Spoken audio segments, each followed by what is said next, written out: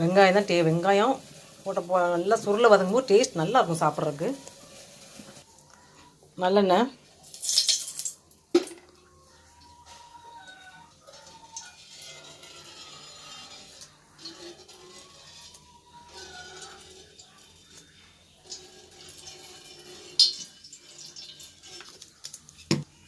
கடுகு, வெந்தயம்,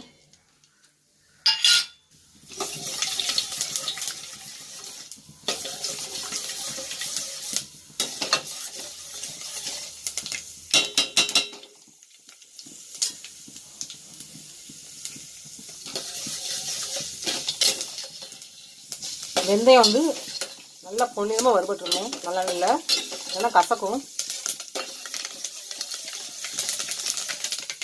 முணுக்கி போட தேவையில்லை, இப்படி போட்டுக்கலாம்.